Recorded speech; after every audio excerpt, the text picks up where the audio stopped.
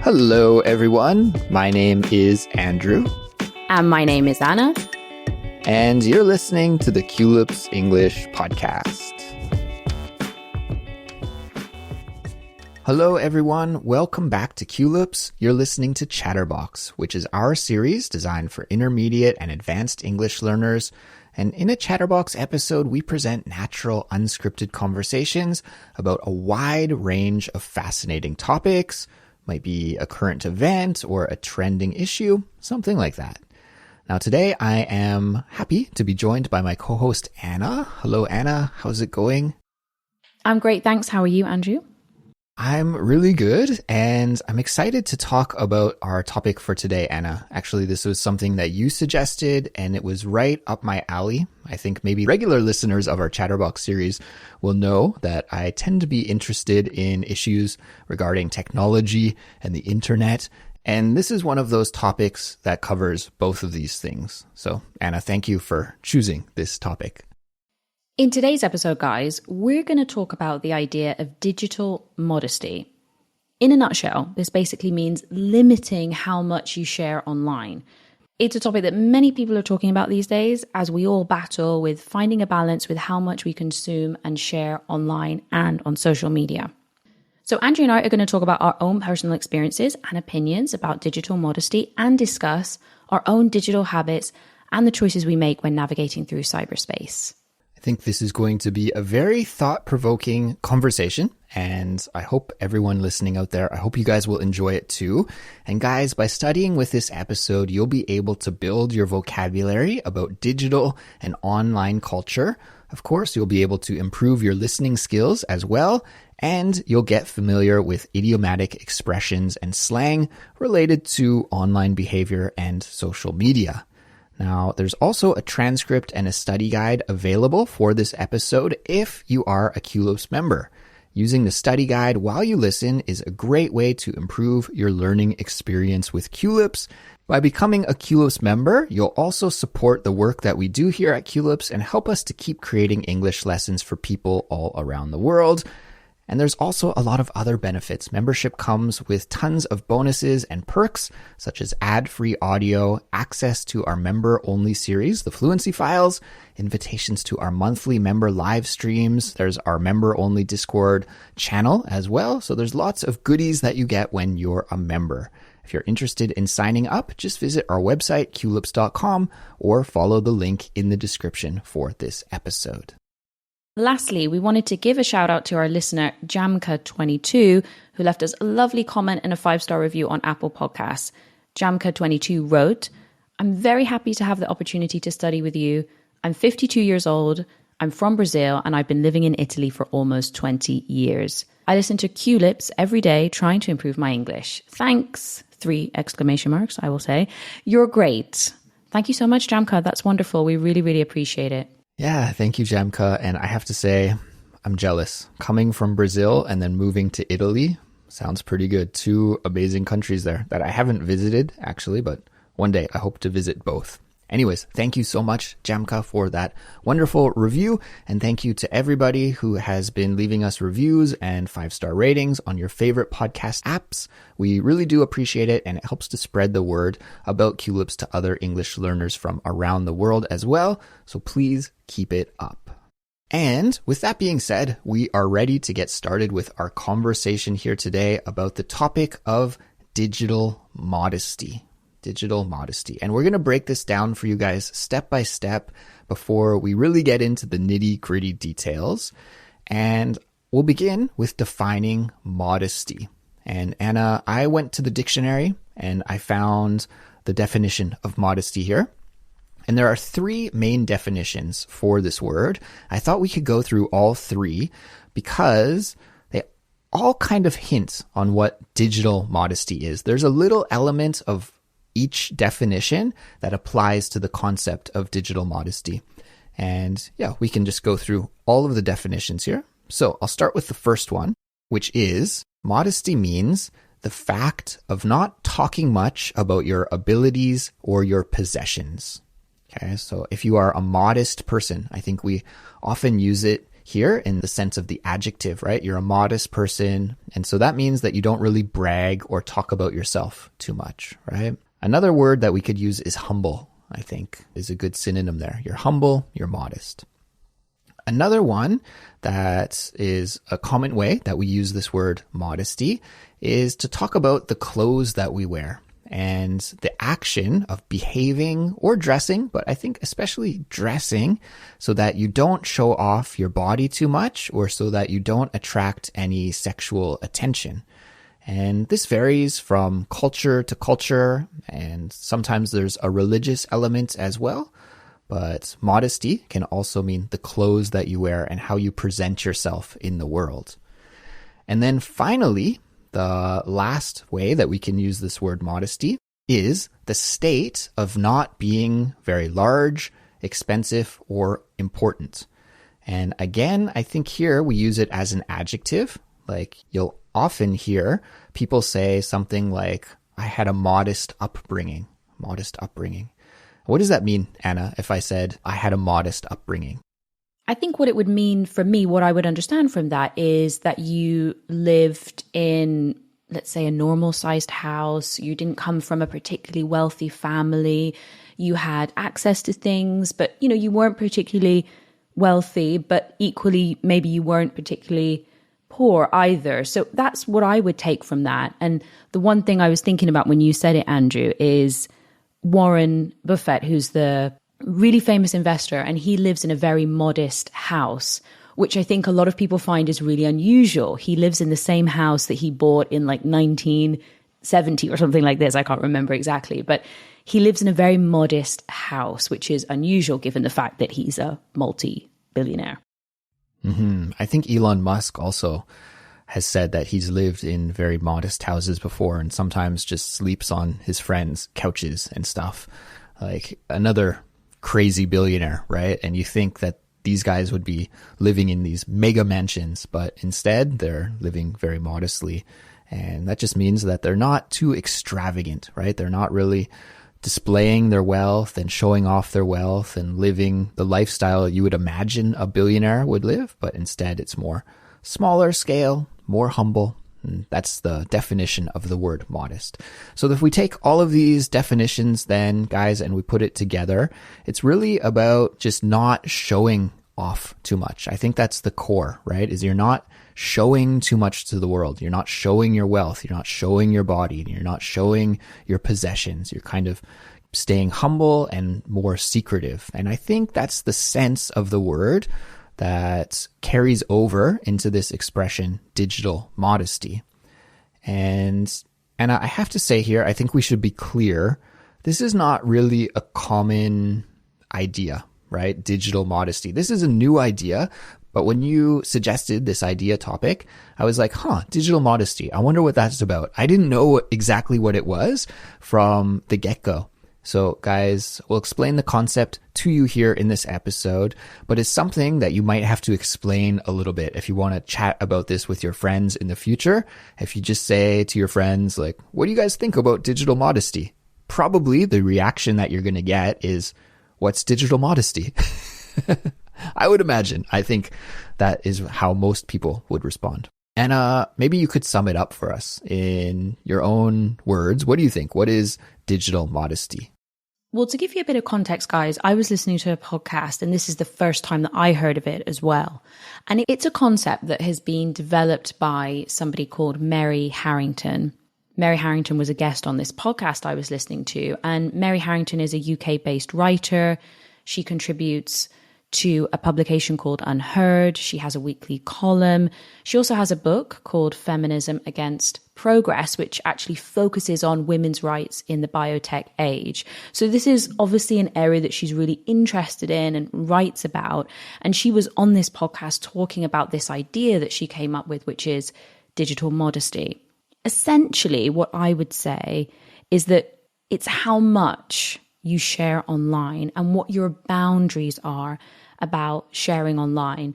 Are there some things that are non-negotiables that you decide, I'm not prepared to share that online. I don't want to share that online. What's your limit? What's your boundary? And her position, I would say, Andrew, and you said that you listened to this podcast as well. Her point is that maybe we should think more about what we're sharing, and that maybe we don't have the need to share everything online because potentially it could have some negative consequences in the future. I guess it depends on who you are. Maybe that's something we can get into as well, Andrew. From me, I think the negative consequences really depends on who you are and how you use social media, etc. But this is really her argument. Her argument is maybe it would be better if we set ourselves more boundaries about what we share online. And this is all part of this concept that she's come up with about digital modesty. Yeah, exactly. And Anna, could you remind us, or remind me and tell our listeners, what is the name of that podcast? Sure. It's a podcast called Modern Wisdom. And I would really recommend it if you like listening to long form interviews with really interesting people that have very different backgrounds and they talk about very different topics. And that's where I first heard of Mary Harrington, actually, and where she was giving this interview with the host. So really interesting, guys. If you want to add that alongside Culips, that could be a nice complement if you enjoy that type of format. Mm-hmm. Yeah, we'll put the link to that episode in the description for this episode, so you guys can check it out if you want. And it's a long, wide-ranging conversation, and really digital modesty is kind of a small chunk at the start of the episode. But it was interesting because in that conversation, Mary, the woman who came up with this concept, she said that she had just finished a marathon. So she had ran a marathon, she crossed the finish line, and she was in that state of being really happy and probably proud of herself that she had achieved that goal. And her gut instinct in that moment was to take out her phone and to snap a selfie.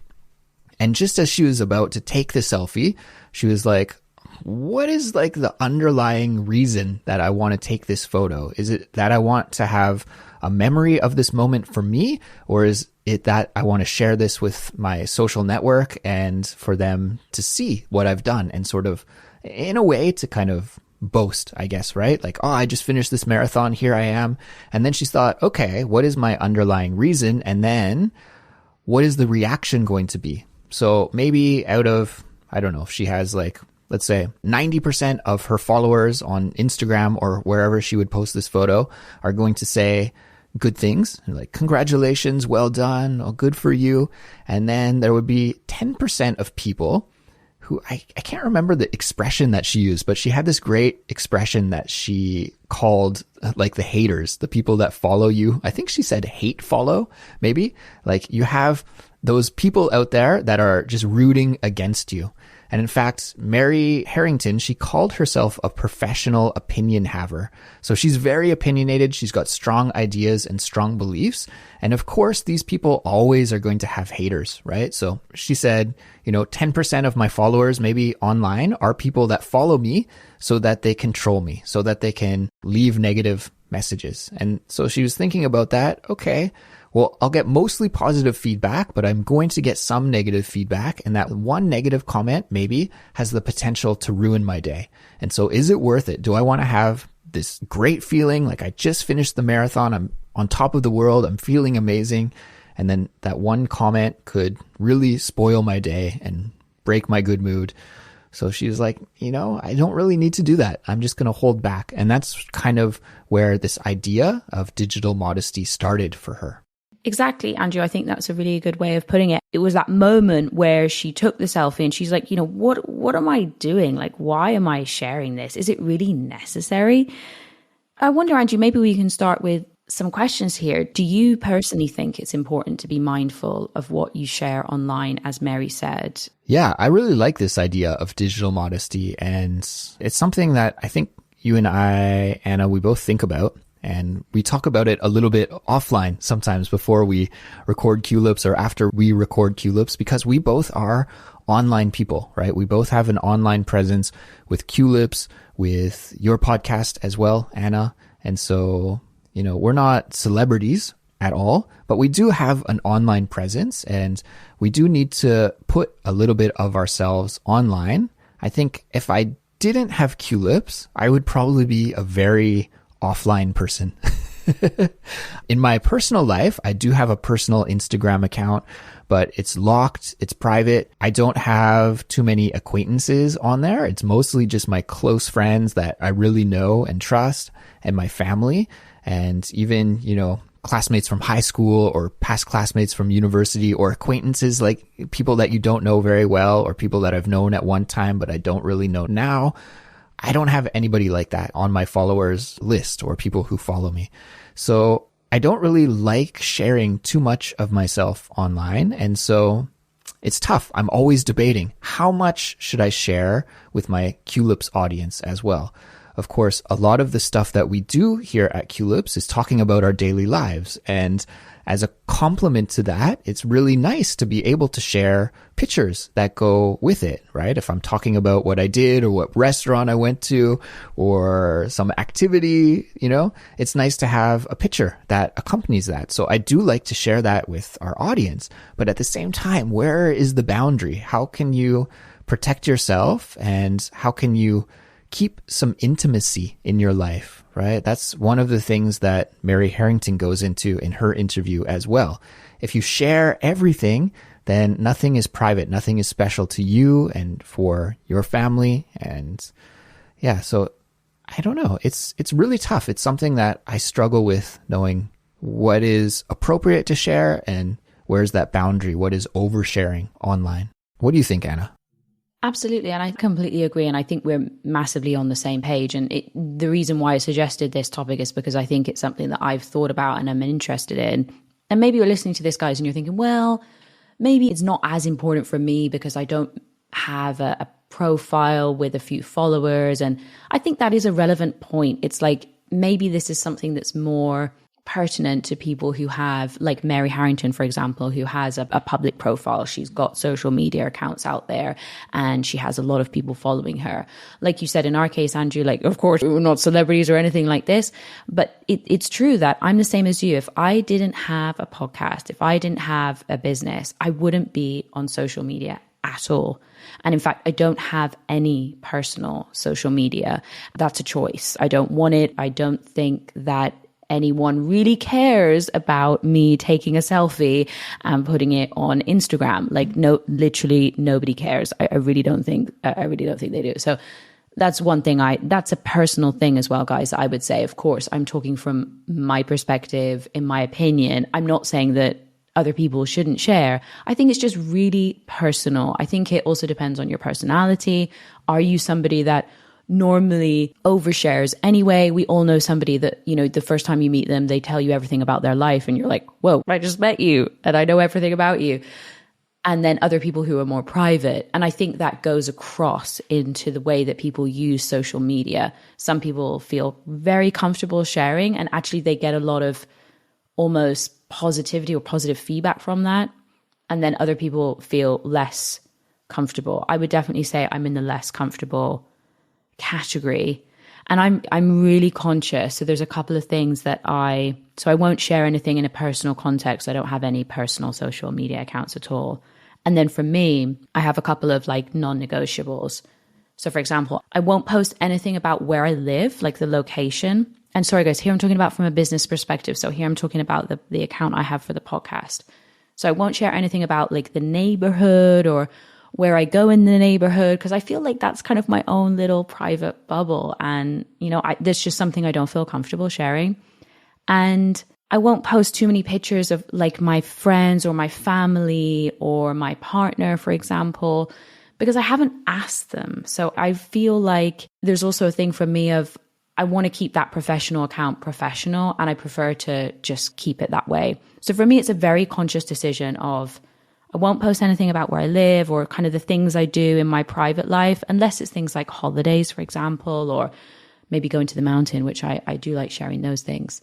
But yeah, so I have some kind of clear limits about what I will and won't share. So for me, digital modesty really strikes a chord with me, because I think that's how I prefer to manage that. But I think, again, it totally depends on who you are and your own feelings about social media. I don't know whether you, Andrew, have any sort of boundaries, or you kind of consciously thought about, okay, I'm happy sharing this, but I'm not happy sharing that. Yeah, I think definitely we are very much on the same page here, Anna. I think, like you said, when you go traveling, I like posting pictures from my travels as well. I think that's nice to share. I don't mind, posting pictures of me. I try to keep it me. Sometimes my wife, because my wife doesn't mind. I ask her and she's like, yeah, go ahead. She's much more open. I don't think she's very digitally modest at all compared to me. But that's kind of the limit. Like, I don't really share too much about my family or friends, like try to keep it mostly centered on me. It's maybe a selfish account in that way. But there are some things like, over the last year, when my wife and I were remodeling our home, I talked a lot about going through that process and remodeling the home. And then a lot of Culips listeners asked me to share pictures. And then I thought, how much do I want to share about like the interior of my home? And like, that's a very intimate, private place. And to have those pictures online forever, I don't know, it made me feel a little bit uncomfortable. And definitely the location of where I live. I've heard too many horror stories about different podcasters and YouTubers being stalked that I just want to protect myself as much as possible. Again, not thinking that anybody is going to stalk me. I'm sure there are other people that are more worthy of being stalked than me. You have to be careful. You never know what kind of danger is out there. And there's also this game on the internet, Anna. I don't know if you've ever seen it before, but it's called GeoTracer, I believe is the name, GeoTracer. And what it is, it's this competition where you play the game and it will give you just this random little one frame snapshot from Google Maps. And so it will be just like some nondescript field from somewhere in the world. And maybe you see, okay, there's a road here, there's like a little stream here, and there's a countdown. You have about 60 seconds and you have to try and locate where is this in the world, just from the little snapshot you see of the Google Maps road view, right? Which is, Google has that car that they drive around everywhere to photograph all of the roads in the world. So you see this little slice, and these guys that are experts at these games can find exactly that location in like 30 seconds. Like, it's incredible. Like, how did you find it? The whole world, they just know, like in Latvia, the road line is like 50 millimeters thick. And in Norway, it's 40 millimeters. So they can like find, little differences. And so after watching that, I thought it was really cool. It's really fun to watch. It's an awesome game. And I even tried it. It's fun to play. But that scared me a little bit. I was like, wow, even when you just take a picture outside, people can use the information in the background, the signs, the way the sun is shining that day. Like, there's so many things in the background, all of that information, that if people know what they're looking for, they can locate you kind of anywhere. And so that's a little freaky to me. Like, I want to protect my privacy in that way. So I try to be really conscious of that now, so that if I do take a photo, I'm not just looking, how does my smile look? How do my clothes look? I'm more concerned with like, what's in the background? Am I giving away exactly where I am? And there's something to think of for sure. I'd like to then play a bit of devil's advocate here, because we're both on the same page with this. And I think we both feel like there's definitely a limit to what we want to share. But on the other hand, I can see it from other people's perspective. Like, if you don't have a profile with a lot of followers, for example, you just use it for a personal context. You're like, why not? Why not share things? Why not put things out there? Maybe another point, which I think is really relevant, is it's a great way to connect with people that you don't see all the time. We live in different countries, and I'm sure, guys, maybe you're listening to this and you're not living in the same country that you grew up in, and you want to connect with the family that you have back home. So why not share? Why not put it out there? Why not share all these amazing experiences that you're having, which people would never normally be able to see? So I guess on the other hand, there are some great things about sharing stuff online, about helping you feel more connected to your family, to your friends that maybe you don't see all the time. And I can imagine somebody sort of saying, well, who cares if I share a lot or not? Why not? I can imagine that being an attitude of a lot of people that maybe would disagree with us, Andrew. It's like, well, why not? Nobody really cares. And the negative consequences for a normal user using, I'm normal in inverted commas, normal user using social media in a normal way, what really are the negative consequences? So I can see that being somebody else's point of view, which is absolutely valid. Yeah, and I can see that point of view as well. And I have to say, I'm a total hypocrite because I also use social media in that way. Like, I love it when my friends post Instagram stories and I can see them, doing something that they love doing and they thought it was special enough to make a story out of it. I live away from a lot of my friends back in Canada and I miss them. And that's like a great way to get a little glimpse into their lives. So I love consuming that content. And a little earlier, you said like, nobody wants to see my Instagram story or my photo, but I think that's totally wrong because the people back home who miss you probably would love to see updates from your life. When I was traveling in Australia recently, I posted a bunch of Instagram stories, which I usually don't do, but I did it just because I know like my parents can see them. That's a way for them to sort of stay updated on what I'm doing. My elderly aunt can see them. She loves to see the photos and she would comment like, "Oh, have a great trip. Looks like you're having fun." And it's just a nice way to stay in touch with them. So yeah, I totally see the power. Like, it's like a lot of things online. There's good points, there's bad points, and it's hard to find that balance. But I think, yeah, it's different when it's closed and a personal ecosystem with just like a private account with the followers that you approve versus just throwing it out into the wild where everybody can access it. And then who knows what happens as a result, right? And thankfully at Culips, most of the feedback, we don't really have any haters. I think I'm so lucky as someone who is online. I don't get too many negative comments. Almost all of the comments are positive. Maybe we have some haters, but they're polite haters and they don't comment. So thank you to all the polite haters. I don't know. Well, there's always going to be somebody that doesn't like something. There's always going to be people that don't like things. That's just a fact of life, right? Yeah, which is totally fine. But people who comment, who go out of their way to say that they don't like things. I mean, Mary Harrington there was saying that she has, 10% of those followers who are just haters.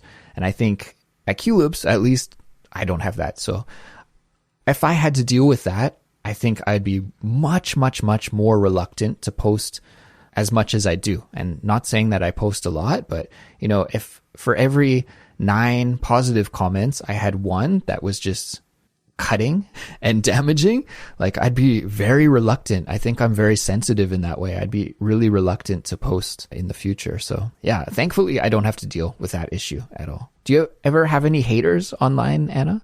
I mean, occasionally somebody will send me a message, or normally more than a comment, because there's always people that maybe leave like a little comment. I don't really get anybody leaving massively negative things, but maybe the occasional message or DM or something like this.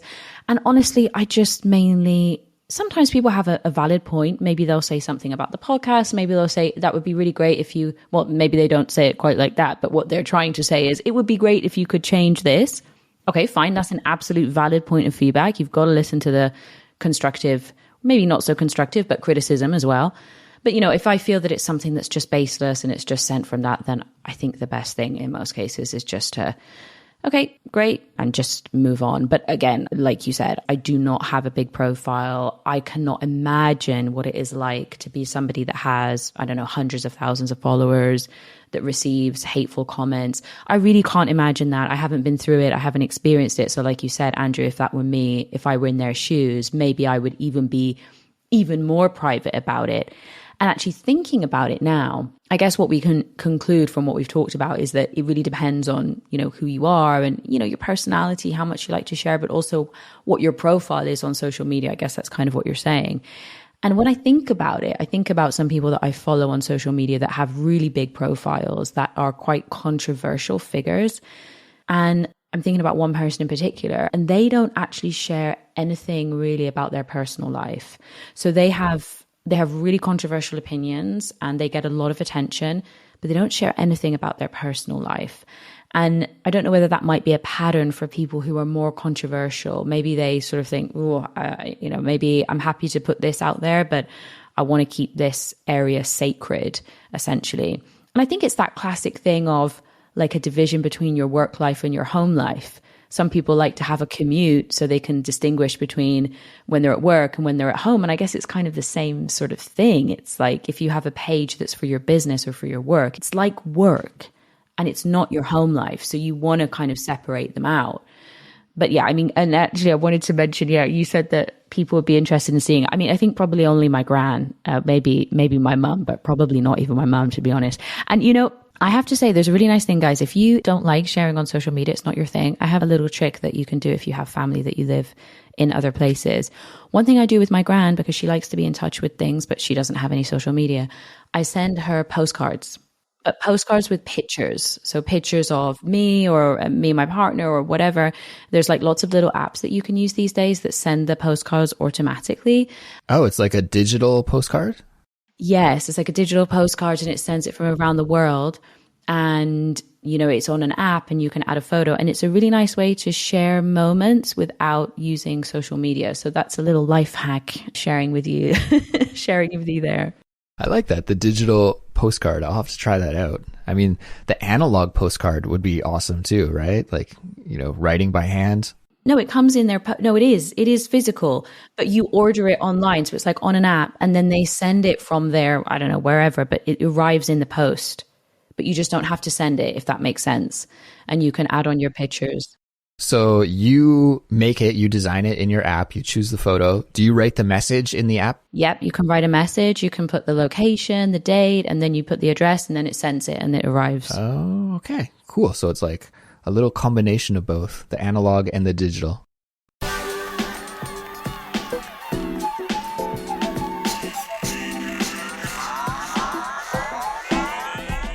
Cool. Well, Anna, I think we could probably leave it here for today. A very fascinating topic. We could go on and on about this forever, but I think this is a good place to call it quits for today. But of course, we would like to hear our listeners' perspective. Guys, you heard from Anna and I today, but we do have a situation that I think is a little bit different from most people's. But I also know that on Instagram, we have people who follow the Culips account who have bigger accounts than Culips, much bigger accounts. And so there are some people out there listening who have larger online presences than Anna and myself. So guys, we'd love to hear from everybody. You can share your comments, your feedback. Please, no hate. The best way to get in touch with us, of course, you could comment on the Instagram, but a better place is on our Discord community. It's the place where our community connects with each other. And it feels a lot more personal than social media. I think because we're not really sharing as many pictures with each other. We're just sort of chatting with each other, messaging each other, and it's a lovely place. It's a very positive place, and it is where we practice our English together and communicate with each other. The link to join our Discord, and of course, it's free to join, is in the description for this episode. So if you haven't joined us there yet, what are you waiting for? Come on and check it out. And Anna and I are going to keep our discussion going for just a little bit longer in the bonus content for this episode, which is for our members, just as a way to say thanks for their support. And guys, if you are a member listening to this episode right now, then you're going to want to stop and go over to your Culips.com account, log in, and find the ad-free version, because that's where you'll be able to hear the bonus content. But for everybody else, we'll leave it here for today, guys. Please take care, and we'll be back soon with another brand new episode. We'll talk to you then. Goodbye. Bye, everyone.